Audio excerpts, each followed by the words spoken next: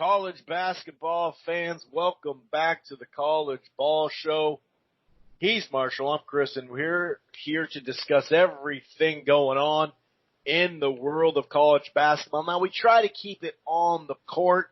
Every once in a while we venture off the court, but there's so much going on the court these days that we have a whole lot to talk about, really dating back to last Wednesday in the Big East, with Seton Hall and Nova and what happened from there. We've been documenting a couple of these conferences, whether it was the Big Ten, whether it was the Big East, the top part of the ACC, the AAC.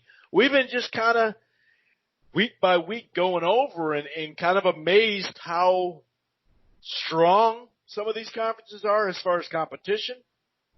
We'll see if they, spit out a national champion, but just to watch these conference races. I mean, the Big East a couple of weeks ago, Seton Hall had a 3-game lead, and that came all crashing down. So we're going to recap the last chunk of days and how it all wore down, and the regular season's over now. College basketball regular season is over.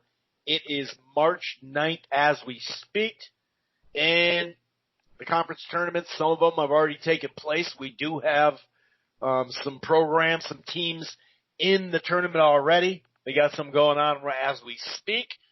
And then, by Tuesday and Wednesday and Thursday, it is going to be all, conference tourney stuff. So obviously we can't really do our preview and predictions, on this podcast because we're not going to preview, something that we don't know the matchup for. But as we're going to start with a recap.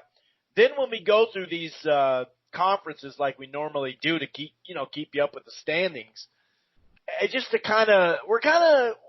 we can kind of combo that with the bracketology to really see what are the strong teams, who's pointing upwards, who's going down. Talking to you, Baylor. There's a lot of teams out there talking to you, Penn State. Are you still ready to just put Penn State in the Sweet 16 after 5 out of 6? These are the type of things that we're going to discuss on today's College Ball Show podcast. And by the way, if this is your first time listening to the show, it streams live right here on blogtalkradio.com/Rope-A-Dope Radio. It streams live at archives. However, to listen to the College Ball Show under the Rope-A-Dope Radio podcast, you don't just have to listen to it or download it from Blog Talk. You can check it out on Apple Podcasts, iHeartRadio, Player FM, TuneIn, Spreaker, Stitcher, really all across the board. We're also part of the Grueling Truth Sports Podcast Network, which can be found all across the board. I forgot to mention Spotify as well. Why don't you head on over to thegruelingtruth.com. They got a great sponsor over there, betnow.eu with the promo code TGT. That's thegruelingtruth.com. It's basketball, football, baseball, boxing, everything in between. And one more thing, if you're thinking about cutting the cord, or maybe you have and you're just not quite happy, you need something, right? Even if you have, like with the tournament coming up. CBS is going to have a bunch of games because there's 3 other channels, and those are all on cable. So I got something for you. It's called AT&T TV Now. It's live streaming cable. There's a 7-day free trial, but the plans start as low as $60 a month. There's no annual contract to tie you down. You can stream it anywhere. They have the cloud DVR as well. That's AT&T TV Now. It's live streaming cable. However, another option, just in case where you live, your internet is just bad. There's plenty of places in this country where the internet just sucks. I understand. You could try AT&T TV. That's in limited parts of the country here in Minneapolis, New York, Florida, California, up in the Northwest in Seattle, Texas. So it's kind of all over the place. It's a growing network. It's called AT&T TV. Just Google it, put your area code in there, and see if it's in your area. Anyway, I'm going to go ahead and bring in my co-host, Marshall, and see what he's doing. Well, it's spring break for Marshall, so he's probably just, just crushing ice houses, trying to think of like Hams or God, what else? Just trying to think of some old school beers up here in the Midwest, for the now Texas boy. But how you doing down there in the Southland? And we're going to speak of the Southland here pretty soon, the Southland Conference. But how you doing, sir? I'm good, man. It's spring break, so I teach kids for a whole week, and being a basketball guy, I mean, this is not next week, but it's still pretty good. You have ACC tournament starts tomorrow, and I mean, you literally have basketball nonstop for the next 7 days. What are the odds that your North Kakalaka Tar Heels make a run through this tournament? People are saying they can't. I mean, literally. I mean, they weren't. They're okay. They're not good, but their offense, when clicking, is still really good. I mean, I still think they're like top 5 in rebounding in the country. They have a healthy team again. Like, could they win the whole tournament? Highly doubtful. Could they win a couple of games and ruin some people's seasons or bubbles? Yeah, absolutely. I mean, again, they could have played any worse. And in fairness to them, I mean, obviously a win-loss record, it's never going to change. But they did have like 4 buzzer-beater losses. So is this team completely trash? No. And I hope they win tomorrow and make a deep little run and see what happens.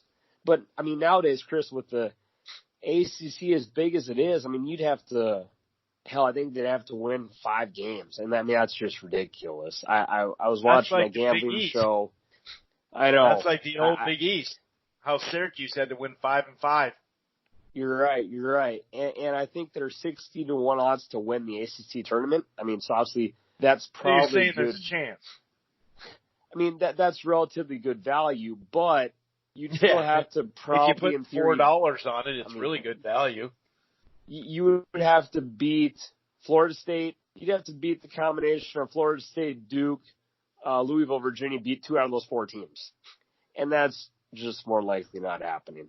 Again, can we score offensively? Yeah, but defensively, probably not. So, I mean, it'll be fun to watch, though, nonetheless. And speaking of that, one reason I mentioned the week we get to enjoy is really because of how fun it is to kind of watch these smaller conferences. Now, realistically, are any of these small conference teams going to win a title? No. But they can ruin your bracket. And the thing I truly enjoy most about is a lot of these tournaments that are either at a venue, like, close locationally, or a lot of these smaller schools, they get home court advantage. And I've always just thought it's kind of cool to have, you're playing for your conference, or you're playing for a berth in March Madness, and you got your home crowd. Now, I know that they will never go back to that in like the Big Ten or the ACC, because you're losing on money with advertising, and obviously, you got more schools and all the money and stuff. But, I mean, it would be kind of cool if Wisconsin, was hosting, or whoever, was hosting conference tournament games. And it's such a frenzy in the crowd. And obviously, the small schools, when they clinch, like most small schools, if you don't win your conference tournament, you're not going to the tournament at all. So I was just like this time of year, Chris, like I said, that you get to see the small schools. They get a little publicity. Again, you might as well watch a little bit, because you're going to want to pick 1 or 2 in your bracket, or maybe 3 or 4. And yeah, it's a fun time of the year to watch basketball, my friend. It really is, man. It really is. And it's all coming to a head here. The next month is ridiculous. College basketball takes over. You can even tell, like in other sports like boxing, there's really not that many big fights going on. They're just more like mid-level, prospect-level stuff going on, just because they know why hype up a huge fight, if that's the case. I mean, last year there was a big fight, this week, but still, you don't see too many of them. And just real quick, how it all kind of played out the last chunk of days. We got to go back to Wednesday. Villanova got a big win on the road at Seton Hall. That was a big, big game. Ohio State got a nice win with Illinois visiting them. UConn beat Houston. That one kind of surprised me a little bit, to say the least. But then on Saturday, Kansas and Texas Tech actually had a really, really tight game. The wheels are off right now with Baylor. They lose on the road. I was looking at that one too, like, could this happen? No, they've already lost a couple times. They got their stuff back. That's not going to happen. I'm not going to say it. I picked Florida to beat Kentucky because they already had the SEC wrapped up. And then when I saw the first part of the game, and then the fact that What's-His-Toes wasn't there, their point guard, I was like, dude, this is going to happen. And then Kentucky won anyway. But a couple of the big matchups on that day. Creighton beat Seton Hall 77-60. We'll talk about what that means inside the conference. Same with Virginia, 57-54 over Louisville. We both called that one, if I remember correctly. There was a variety of big games, and even if you get there on Sunday, Maryland, cleaned up on Michigan 83-80. Michigan State beat Ohio State 80-69. Illinois just snuck by Iowa 78-76, and Houston beat Memphis 64-57. Those were all really high profile games considering this is just the last week. There was besides Wisconsin, everybody that was, that the other three, and technically kind of four because they were lingering Illinois, those teams had to close on ranked back-to-back games against ranked teams. It's just a crazy, crazy way to close. But let's start. I'm going to save you on the Penn State, okay? I'll let you live for a couple of minutes. But Kansas is like, hey, remember us? We got a big three, and one of them's 6'11" and 280. We're pretty good. We're pretty decent. We got our shit together. And, oh, by the way, the second-best team, Baylor, has fallen off a bit now. How much do you believe in Kansas, one? And then how much is this last chunk of the season is it a sign of what's to come for Baylor? Or, can they in these next couple of games figure it out, get their mojo back, and then go from there? Kansas is for real, dude. They got the pieces. I hate saying that, but yeah. I was about to say, as much as you hate saying it. But yeah, they're going to make second in wins now, by the way, behind Kentucky. I just figured I'd update you on the all-time list. It doesn't include North Carolina on the top two, just so you know. I'm sure they'll make another good run, like they're normally doing. I'm sure there's always some bullshit they're going to have, like all their games in Missouri or Kansas City. Kansas never travels anywhere even remotely from Kansas or whatever state you think Kansas Chiefs playing, for all we know, that Missouri, Kansas, something. Yeah, they're a good squad. And they didn't get us maybe quite as much media as they normally got start of the year. They'd been in a little trouble. End of the year, they win the Big 12 yet again.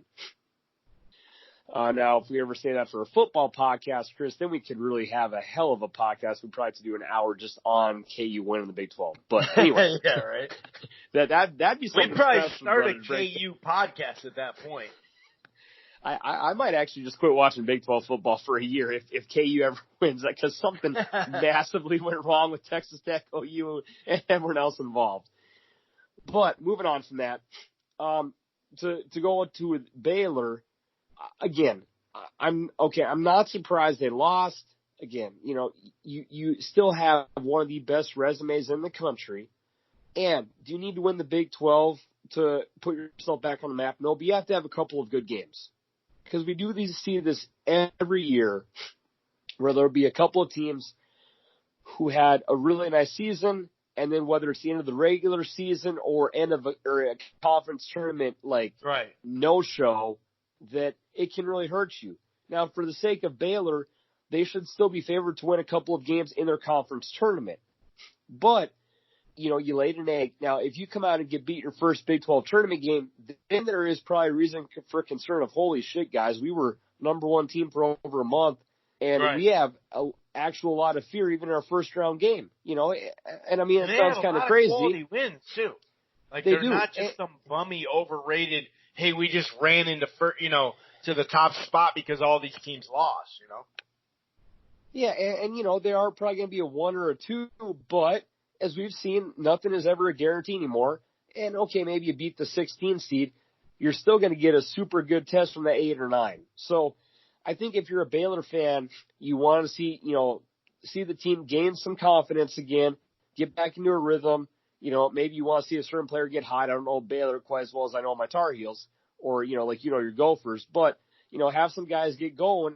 And then you go into the tournament saying, okay, we found our groove again. We're good. Now, again, they don't need to win the Big 12 tournament, in my opinion, to have confidence back, but you should probably want to win 2 games. You know, I'm sure they're getting a bye or something. But yeah, Chris, you get something rolling because for a while there, man, they were the top dog. They were maybe going to win the Big 12 tournament because they had beat Kansas. I mean, everything was looking good. And maybe it was confidence, maybe it was being cocky, maybe the law of averages came to play out, but you need some momentum because we have seen, Chris, every year where that badass team has a flat game in the conference tournament. Next thing you know, they're out on your March Madness bubble sheet because they fell flat again. Yeah, it's interesting. And we've also seen, you know, like a semifinal exit from a really good team, and then it's no big deal. They actually get a little bit more rest, and they're just fine. True. So, Absolutely. but that's not in the conference. You know, this is how they closed the conference. They closed it very mediocre. So it's a little bit different. You know who didn't close the conference mediocre? Well, and who did? Seton Hall and Creighton. Creighton, it was 32-32 in the first half. Looking like it was going to be a game that went all the way down the wire, even into the second half. But Creighton just slowly but surely took them out and won the second half 45-28, man. And like I said, we've been saying this a couple of weeks ago. It was a 3-game lead, you know, for Seton Hall. And you know, Creighton did drop the ball somehow against St. John's, and not just drop the ball. They gave up 91 points, 91-79. So I guess I got to bring that up again. Well, I guess my money. But you know, then you can only really look back at a loss at Providence. They just beat Seton Hall back to back times they faced them. They won at Villanova. I mean, I'm looking back. So I have to go back to January 15th. And there's only, since that loss, there was only, besides the loss we talked about, I won't mention it again, but there's only one other loss since that time. And, you know, back-to-back against Seton Hall, at Marquette, Butler, like, handled Butler, too, 81-59. I mean, this squad, talk about momentum, you know, the momentum of falling apart like Seton Hall did, and Creighton right there to swoop in, and, you know, obviously it's a tie for conference, but it really shouldn't be, you know what I mean? It really shouldn't be, because they beat them twice. They beat Seton Hall twice. Did they play Villanova twice? They lost to Villanova and beat Villanova, but talk about, you know, two teams going the opposite ways down the stretch. Yeah, I'm pretty sure that Seton Hall finished the year 5-6, and for a while they were getting the clout like Baylor, or clout of like being a really, really good team. But again, I made a dumb comment on the first show of the year saying that, hey, Miles Powell could be a player of the year. Now, is Miles Powell good?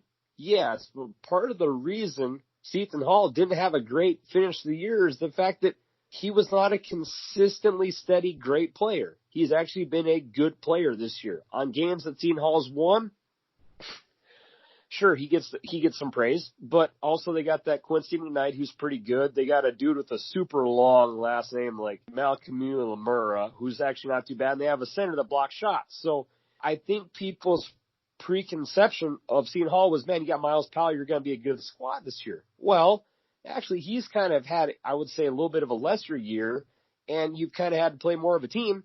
And as you said a couple times, Chris, they're not a good rebounding team.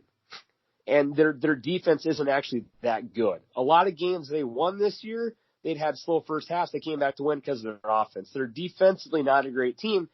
And the reason that Creighton has taken advantage of Seton Hall both games was Creighton actually doesn't have a guy that can't score. They're actually really well offensive based with the three. So when I did watch Seton Hall play Creighton a couple times, Seton Hall would kind of have to guard like a 5-out offense, and they're really not meant to do that. So if you watch Seton Hall and come tournament time or even the Big East tournament, if they play a perimeter-based team, Seton Hall is going to struggle.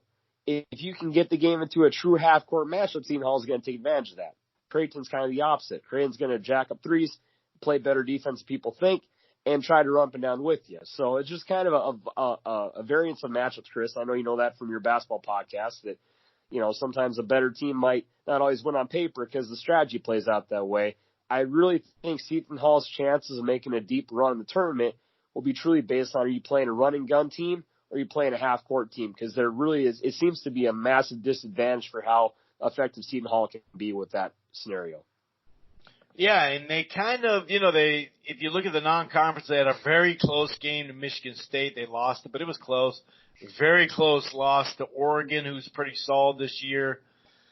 Lost at Rutgers, which is no big deal, right? We've seen Rutgers at home. But when they beat Maryland, that's when they really took off and started to shine, and it looked like, wow, they're going to run away with this. And like I said, even a couple of weeks ago, they were up 3 games. But and Nova's just kind of there, breaking down this conference. Pesky. Nova, yeah, they're pesky. They obviously have a great coach. They don't have a bunch of players that have a ton of like the championship pedigree that they had a little while ago. Not a bunch of those players are there, but they still managed in a very competitive league, to be 13-5 is a 3-way tie at the top of that. 13-5, 13-5, 13-5, and then Providence, who really closed the stretch, fairly well. They won 6 in a row down the stretch to be 1 game short, dude. 12-6, and then you got Butler, who's still ranked. They were 10-8 in the conference. You got Marquette.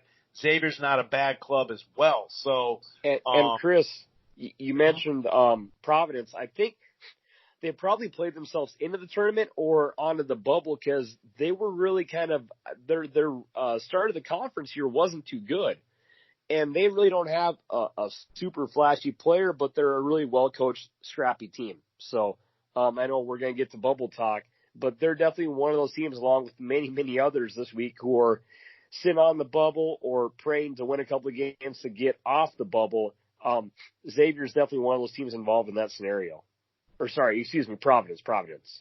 Yeah, and they, 4 or 5 top 25 teams? I can't remember, but they're good. They got a good debate, that's for sure. I think what killed Nova this year was, although it's a hell of a run to have to go through, but they lost to Creighton, lost to Butler, and then lost to Seton Hall.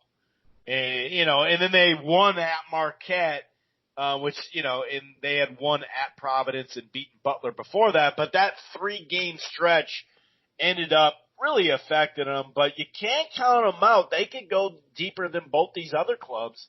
They have a win over Kansas. I think it was like a 1 or 2 point win, but hey, a win is a win is a win is a win. I would take about 4 or 5 more wins for my Gophers by 1. If you could win by a .01 point, I would take those wins. So yeah, that's how that kind of closed out as far as the American Athletic Conference. We were kind of keeping tabs on that. Wichita State, Tulsa, Cincinnati, Houston, all doing battle. It looked like Houston and Tulsa were kind of separating themselves, which they did. But here we go again, 13-5. We're going to hear that a lot this year. 13-5 again. All 3, Houston, Cincinnati, and Tulsa, all 13-5, with Wichita 11-7, only 2 games back. Go ahead. And here's something interesting about that, and I don't quite get it because, I watched this team play. Tulsa's a pretty damn good team. They play really good defense. They have a great big, and they can shoot the 3 all right. But they're still on the bubble. I guess that their non-conference was really, really crappy, and they didn't put together any tier 1 wins. I don't even think they put together any tier 2. Quadrants. They're quadrants. Get it right, quadrants, bro. Yeah. Excuse me. I apologize. So for a team that was tied for first in a respectable, very well conference, they're still massively on the bubble. So it just seems strange to me, Chris. You're 21-10, tied for first in your conference, but my, oh my, did they do themselves no favors? I think they had 2 shitty losses too. But if you're looking for a team to maybe bet on for conference tournaments, as we're, let's say, for example, if we look at the ACC, like Florida State, Duke, Louisville, they're all in the tournament no matter what. They're probably getting pretty good seeds too. But for Tulsa, man, I guess that loss to Arkansas State and Texas Arlington, I pulled up their page, is still really a thorn in their butt because, again, I don't know if I've ever, and I could be wrong, but if I've ever seen a team that's in like basically a mid-major to a respectable conference win the conference tournament, finish first in your conference and not make the big tournament. It's one thing for like North Dakota State or, some really random schools to win the conference and not make because you lose in the tournament, but holy man, I'm surprised. I hope Tulsa does make it. And they lost to Colorado State at home. I'm with you. Lost to Kansas State. That'd have been a good chance to get. They got their ass kicked by Arkansas. And they lost to, you said that, Arkansas State, not Arkansas. Arkansas is okay, but yeah, I think that they just didn't do enough. They didn't do anything in the non-conference in that. Yeah, that's interesting. True. It just, normally you would assume that what they've done in the regular season would solidify it. Because, let's see, for regular season. They beat Wichita State, and they beat Memphis 80-40. And they beat Houston.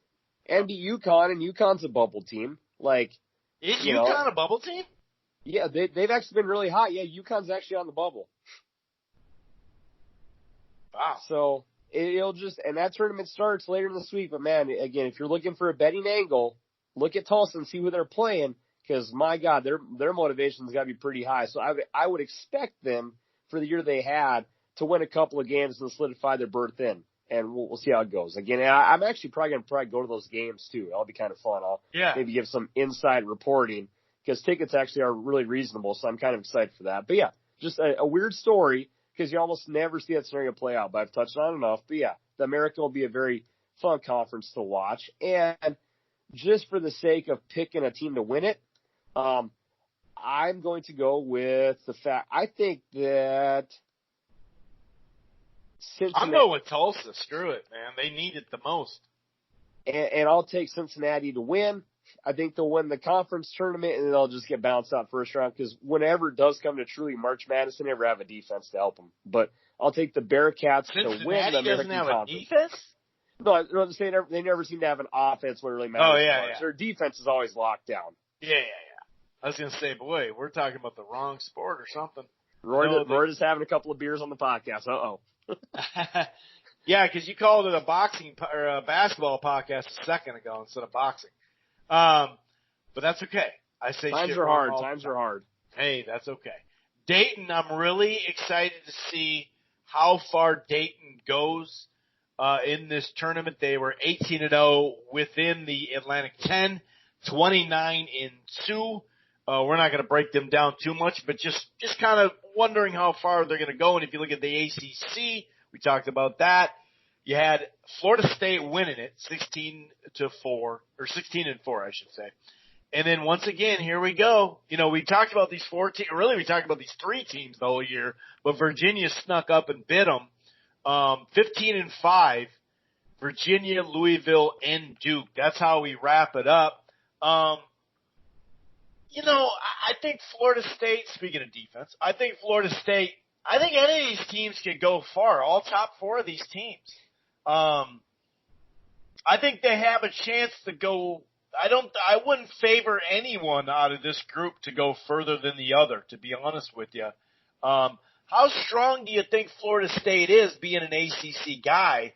And also, we've seen they've had some pretty damn good teams, solid squads. They've made some runs. They just haven't, gotten all the way to the Final Four just yet. It would be really hard for me to put them past the opening weekend. We've seen so many, and the proof is with their NBA guys. They have guys in the league who are doing great, but if when you say past the opening weekend, so you're saying they can't make the Sweet 16, or you're saying anything past that, past the Sweet 16? I think they would struggle to make it to the Sweet 16 just because I've seen so many very talented, NBA prospect loaded teams. And, Leonard Hamilton's always 11-12 deep, always have a couple of really good centers. But, man, they always seem to struggle just making it it's normally to the Sweet 16. Now, does this team have potential to do it? Absolutely. Again, they're one of the better teams in the country. But we've given this speech a whole lot about this team. And, again, they've never made a deep, deep run. They've never made a Final Four. And on paper, they always look so intriguing because if you, let's say as a college basketball fan, your memory got cleaned out after each year. Oh, shit, Florida State, man, they look like a serious threat. But it's never quite there. So I'd be hesitant to put them to put them in the Sweet 16 just because I've seen that story happen so much. 2 years ago, they made the Elite Eight, right? That was the furthest they went. Yeah, and in between all of those, it was just a bunch of great teams with a first or second round exit, unfortunately. Because, man, the talent's always there, Chris, but they never seem to quite have a deep run, besides the one you mentioned, with all the praise they normally get. Yeah, it'd be interesting, man. They once they got in the conference, they do have a lot of quality wins, man. But yeah, that kind of backs up my point in general. Although we may disagree, I think they can make it to the Sweet 16, or they will make it to the Sweet 16. But any of those four teams, I can't really make this huge argument that, this one can't do that one can't. It just seems like they are who they are, and they kind of finish that way. Speaking of Kansas, they once they beat Baylor on that second go round, they just finished a lot stronger. They haven't lost a game in February. What is it? What are they up to now? Yeah, they haven't lost since that. Oh God, I didn't even realize that. They haven't lost since January 11th. And that was to Baylor. Otherwise, they've won this whole freaking time. They beat Dayton. They beat a pretty good club in BYU in the non-conference. They lost a really close one to Duke when Duke had more going on. But, yeah, man, I know we just talked about it, so we're not going to break it down. But it's interesting how that goes. And then I don't know, man. The Big Ten though, which is the strongest conference. We'll see. Like I said, if a national, a natty can come out of it. But dude, Wisconsin, Maryland, Michigan State. Obviously, Wisconsin being the most impressive. Them winning 14-6, all three of them, and then the Fighting Illini sitting there only one game out at 13-7, and even. You got to stretch down to Rutgers. Then I forgot about this. Iowa, Ohio State, Penn State, and Rutgers, Marshall, all 3 games out to end. So, not only did you have a 3-way tie at the top and then 1 game back, for the tie of 4th place, and I guess you could say it's a tie for third, I guess you could say tied, you know what I mean, if you think about it that way, because it's a tie for first, then Illinois second, and then you have 4 teams, all at 11-9, and I remember saying 10-10 would get my Gophers in, and there's Michigan sitting at 10-10, and they're gonna be in. What a crazy way to just keep going with this conference. Who are the teams that can cut down the nets, though? Let me, and I just ran across this and I'll answer that question. Pulling up the bubble situation. So of those, Lenardi is projecting 10 teams from the Big Ten to make it. Purdue is the one team that's worked to do. They're considered the next 4 out, so I'm not sure that might even be the 11th team. But, and then just quickly to revisit 1 second, for the American Conference, Tulsa's on the next 4 out. So they're not even like in the tournament now. They got to do work. So does Wichita State. They're in the first 4 out. So is Memphis. So you want to talk about a lot of heart being put on the line for that American Conference tournament. Holy shit, 3 of your teams are on the bubble. Yeah, man, I guess that would make it even more fun for me to see. And for the Big East, Marquette's one of the last 4 buys in, and Xavier's one of the first 4 out. So again, that'll be another enjoyable tournament. But for the Big Ten, teams that can cut the nets down, I think you have to just consider Sparty because of the school name and Izzo. Okay. I don't think Wisconsin has the true players to make a deep run this year, but I don't think anyone really thought they'd potentially win the Big Ten either this year, Chris, but Wisconsin would surprise me completely. Maryland, they showed me more this year than normal. They won some games on the road, which they normally don't do. And for the Fighting Illini, I watched them last night. They cost me a good chunk of cash with a couple of bad beats. That Usamwara, their star point guard start of the year, I'm not sure if they've kind of redefined roles or switched up how the team plays, but I remember that Usamwara. Or figured him out. Well, I mean, I remember when he played against Michigan this year, it was like he was carrying the team. Like the dude was dropping almost 25 a game. And when they played against Iowa last night, like he wasn't even like really the primary ball dribbler. Like I'm not sure what had changed because again he's a lottery pick, but it's like they're feeding their big more than him. So I'm kind of confused with them. Iowa has a very talented big in Garza, but if you look at Iowa, they were really a very dominant home team with not much on the road. Ohio State, no way. And then, Chris, I'm still sticking to Penn State making the Sweet 16. So if I had 5 out of the last 6, and you're not even blinking an eye. No, sir. They're going Sweet 16. So Florida State can't make the Sweet 16, but you got Penn State locked and loaded. And I'm not saying that can't happen.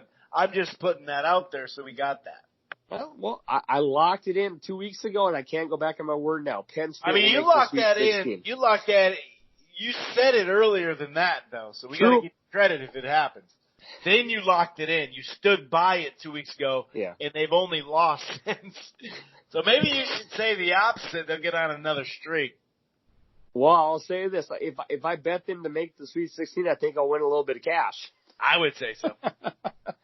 That's how they were doing. They were just like, "Oh, we'll just back our way in, no problem." That's interesting. That's really that's just crazy though. That 1, 2, 3, 6, 9. Yeah. So as of now, Lenardi has 9 teams in, and Purdue is the one Big Ten team with some work to do. And again, for that Big Ten conference, man, well, if you it's going to suck for somebody because the Gophers are going to win the Big Ten tourney, so that's going to suck. Yeah, well, that's stealing a bubble spot, sir. What up? They'll still get in as like a 12 seed if they win the damn. They'll be like, well, we made a special game for them. They actually have to play the Lakers bench. So just looking at this bracketology, because that's basically where we're at now. BYU got them as a 5th seed. I know they beat Gonzaga. I get it. I get that. Well, they kind of smoked Gonzaga, if I remember correctly. So I get that. Then they beat UCLA. Good little club, decent little club. They did beat Houston, but a 5th seed, it just seems kind of like you're going off their win-loss record more than you're going off of, I don't know, I just see some teams where I'm like, so that's a 5th seed, huh? Okay, I mean, these aren't official seeds, as we know. It's called bracketology, but that one kind of throws me off a tad bit. Not to say they're not a good club, because they are, but it just seems like, are you worthy of a 5th seed? I guess so, off your win and loss record. Auburn is a 5th seed, basically like off the strength of what they did earlier, because they really closed pretty crappy. Virginia's sitting at a 6 seed, even though they finished second. But you know, the non-conference wasn't great for them, but they did pick it up. Hey, my Penn State boys are a 6 seed too. That's right. And they got to go against Texas or NC State in the bracketology. And then they got Seton Hall to go to the Sweet 16 in the bracketology, of course. But when you look at some of these, and we're not going to break down all these matchups or anything like that, but man, when you see these seeds though, yeah, the first round's going to be plenty fun, but that second round, dude, you know, that the round of 32? Oh my God. Talk about a fair amount of like, I'm not going to say pick 'em games, but you know, it gets in that realm, dude. You know, it gets in that realm. And this thing, dude, this is going to be fun, man. This is going to be great. Well, normally that, like, I always go on that basketball trip, and there's a lot of times where, okay, your first 2 days, Thursday and Friday, are always fun. But normally, either Saturday or Sunday is kind of one of those days that's kind of chill, where you get some shock, and there's not a buzzer beater. It's kind of like, oh, you know, today was fun. Let's hope tomorrow's better. Chris, I don't think we get the chill day where there's chalk, because it'll just never stop. There's not going to be a whole lot of chalk this year, as even as that is. This is going to be so much fun. There's going to be a lot of close games. You know what I mean? Like, forget the chalk or whatever. It's going to be like, even if you do win, definitely there's going to be some scrappy games that come down to the wire, just because it's just everyone's so evenly matched. Like, who's the team besides Kansas in the last couple of months, or last few weeks, I should say? Who's the team that stand out as that team right there can win the national championship? Besides Kansas. And you were saying Baylor before, right? Who else were you saying? Who else were we saying? Not just you. Oh, that could win the championship? Well, like, as far as a team you could point to and go, that's the top team. Oh. Pretty for sure. Not could. I put it the wrong way. I'm saying the last couple of weeks, Kansas is like basically, you know, stamping their name as the number one club, in my opinion. Just straight up. But before that was Butler, in my opinion. I don't think Gonzaga's what they were, but they're damn good. Creighton, close, strong, but I mean, yeah, there's not really, besides Kansas right now, who's that other team that you can be like, that's for sure the number 2 team in the country. Once we get to March Madness and not this ranking system.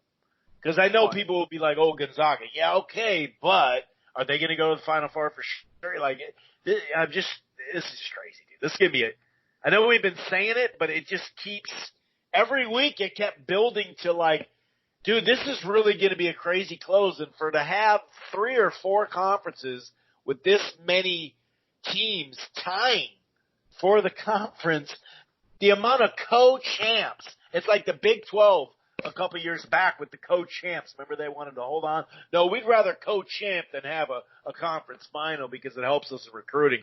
I mean, a lot of recruiters are going to be helpful this year because we had about 15 different co-champs this year, dude, out of 3 or 4 conferences. Well, and I know these aren't true, but let's just say hypothetically, because Lenardi normally is pretty accurate, let's just say that some of these were true. So for your first Saturday, Sunday of the tournament, you could see a potential Villanova, Michigan, Maryland, Butler. That'd be a hell of a game. Ohio State, Louisville, Penn State, Seton Hall. Same with Kentucky, just getting to the Sweet 16. They'd have Illinois or Marquette, dude. And that's Marquette's got one of the best scorers in the country. I mean, Oregon, Auburn, pretty much every Virginia, Michigan State. LSU, Rutgers in the first round. That's who Baylor have to play with in their second round. And Wisconsin, BYU. Like, okay, BYU scores about 80 a game. Wisconsin's the opposite. Like, normally, everything we just said is normally your Sweet 16 matchups. But we literally are going to have the second round feel like a Sweet 16, which is going to be just badass. I can't wait, man. I think I might come down with a sick or a little cold too that opening Thursday or Friday because I've been granted permission by those who deal with my employment. I can't wait for this tournament, brother. Yeah. Well, we're just gonna go in circles here. Anything else that you want to talk about here? Yeah, let me just make one point and then because we could talk about bracketology forever. The one thing I think Dayton now is going to get some of the Gonzaga treatment, okay? Because I mean we know Gonzaga is a 1 right now, unless they lose tonight to San Fran. We'll see. Baylor, Kansas, we know Baylor, Kansas, Gonzaga, Chris, are legit teams. Dayton, this is the first year they've been a really good team. They're normally a bubble team. I think they've actually had a couple of play-in games or the very start of the tournament games, and I know that they always host that too. But for news for Dayton, okay, they're in a respectable conference. Atlantic 10 isn't a joke. And you have Obi Toppin, who many believe is the best player in the country. So if you're curious about Dayton, you haven't seen him play. I heard he can dunk too. He dunks pretty decently. He gets a couple of alley-oops once in a while. The guy's, he's nasty. So if you're kind of wondering who the hell is this Dayton team, well, they put together a pretty good resume. They're not a joke of a team. This is, I would say, a little more than your Gonzaga. Gonzaga back in the day was in a really shitty conference. They're in a little bit of a better conference back when Gonzaga was used to. You have a star player. So again, when we're filling out bubbles, don't just, Dayton are going to lose opening weekend. Now, they could easily, but this is not your kind of prototypical, they do deserve a 1 seed. Well, you got one of the best players in the country, and you've had a really good season. I'm just saying don't cross them off because that would be a mistake. Yeah, no doubt about it, man. This is going to be crazy, and we're 6 days away, less than 6 days away technically, to Selection Sunday. I mean, the shit is popping off, no doubt about it. And the crafty crap of the pick of the week to close out that segment. How'd that go last week? I heard that the team that can't defend couldn't defend. Oh, Lord. Well, the final score was 100-85. The team that stole the Duke Blue Devils logo, I believe the Northwestern State Demons, they shot the ball pretty well that night. They dropped the hundo on Central Arkansas. I get the Bears were in hibernation. Something wasn't going on too well, Chris. Again, 100-85, Northwestern State knocks off Central Arkansas. I believe that puts us at 3-2 on the year. So, we're above 500, for the first year we've done it. Not too bad. Obviously, our football record, honestly, no joke. If you bet our football picks for the past 5 years, we're probably close to 65%. And in Vegas, people want around 58% to be considered a really good gambler. I mean, we're giving you over Vegas picks, despite every year picking a Rutgers or Akron game. It's amazing, Chris, how actually that's turned out really well for us. I got nothing, but it is funny how it always plays out. All right, man. Oh, well, the next. Oh, Lord. Wait. Oh, go ahead. Go ahead. So let's do one to cap off the year, because obviously come next week we can't do any more because we'll be in March Madness. But since there is another small conference tournament starting tomorrow, the MEAC, Chris, let's finish on a high note. Holy shit. You're just trying to F up my record here, dude. This is weak. So, right. What can you name me the conference so I can find the mother effer? It's the MEAC. It's a 5 o'clock game. Holy God. And it's tomorrow. Yes, at 5 p.m. Not the MAC. It's the MEAC. MEAC. Okay, my MEAC. Oh, that's tomorrow. Okay. I was like, I don't have a game schedule. Okay. You just have to go all conferences on ESPN for games tomorrow. One team's already been in this segment. We've only done 6 segments this year. One team's already been in it. Well, the Delaware State Hornets are going into the MEAC tournament. They went 5-25 this year. They went 4-12. I believe you actually picked them for a win. Chris, they're playing a team called the Maryland Eastern Shorehawks. Yeah, that's right. They hadn't won a conference game, and I picked them too. Jesus. And this is a pick-em game too, dude. Oh, my God. Hey, Chris, from that point on, they actually finished the year pretty well, because I believe they're around 1-9. They finished the year 4-12. So I'm going to give you credit. They actually got hot. Dude. They got hot after your pick. But I sparked them, dude. they're playing the Shorehawks, who are 5-26, who are 4-12 in conference. You know, if one of these teams wins the MEAC, I don't know what I'll do. I'll do something crazy in podcast. I don't think it's going to happen, but nonetheless, dude, it's minus 105 and minus 115. Talk about you had to finish on the pick 'em. A Shorehawk versus a Hornet. I always like to look at it if the mascots were to fight. I think a Shorehawk would take down a Hornet, although a Hornet might be able to sting it. Yeah, it might sting it like in the beak right before it bites it. I'm going to let you break this down, and I'm seriously going to see if there's any famous alumni from either of these schools before we wrap up our show. Wow, this takes by far probably the second or the worst. I mean, first of all, it's a Shorehawk, so they're not that strong. They got to stay by the shore. They can't actually go out into the sea because obviously they can't against the Hornets. Wow, this is. I already told you the odds for the game. It's got over under 144. I'd put that shit at like 160. I mean, the Shorehawks, which I didn't even know there's a difference between a hawk and a Shorehawk, but now I do. This is the educational program. This is crazy, dude. So, the Shorehawks shoot 36% from the field as a team. And they're 57. They're averaging 57 points a game. They give up 71, which is pretty decent actually considering. But the Hornets, they're shooting at 41.5 a clip, so they're much better from the field. They gave up a ton of points though, 83 points to 73 they put up. Wow, man. Whew. Otherwise, it's a pretty even matchup. How do you shoot 36% from the field as a team? So they've been on a huge losing, run here. I sparked Delaware. This it's going to be in the Norfolk Scope Arena. So it isn't just at a conference tournament first round. So neither are at home or away.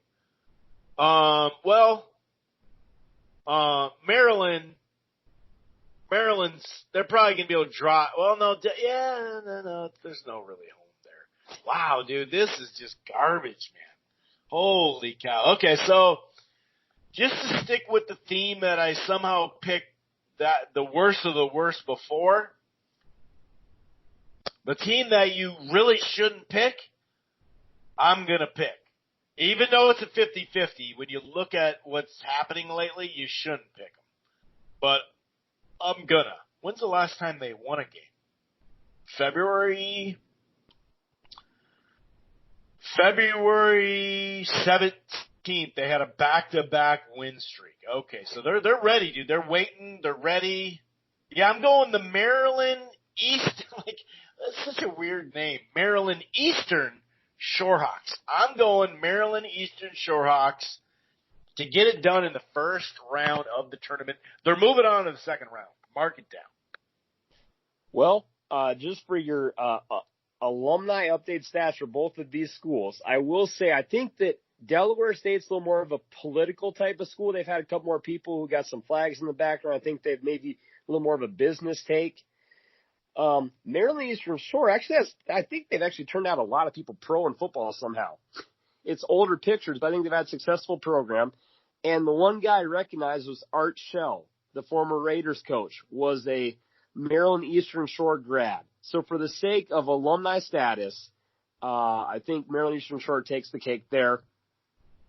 Chris, we will gladly break down that game. And what's actually funny is someone actually has to win that game. So one of those teams is actually going to win a conference game in their tournament, which is so not worthy at all. Yeah, that's for sure. They both shouldn't even be in it. They should just move to the second round. The first team should, whoever is going to play them just deserves a bye. Hey, y'all won 10 conference games total. It's been real. Peace.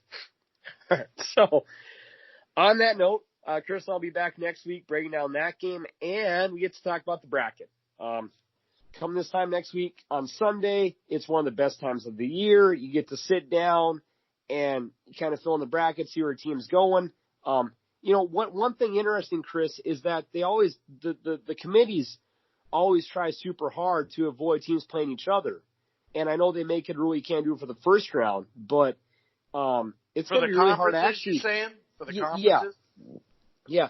But it's honestly going to be really hard for the Big Ten because if they make 10 teams, I mean, just from the law of numbers and the fact that most of these teams aren't going to be 15s or 16s, you're actually going to have a lot of Big Ten matchups, barring some blowouts in the first round, where you're going to have a lot of like in-conference teams playing. That'll actually be kind of interesting. They've always made a point to do it because, of course, you don't want teams to play each other. But that second round is going to be.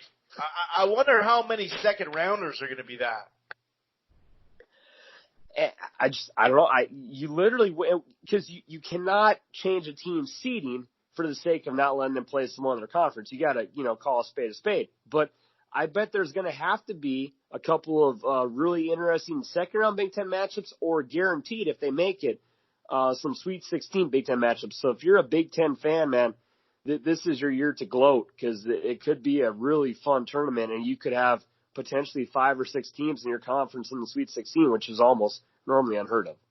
So we'll be back next Monday. It's going to be a super, super fun show. The bracket's going. Chris and I will make our picks through the first weekend, and I love it, man. This tournament, you have Sweet 16 matchups for a second round of the tournament. It's going to be badass. So until then, enjoy the warm weather. If you're near snow, I hope the snow is going away. If not, stay in this week and watch basketball. The boys are out tonight.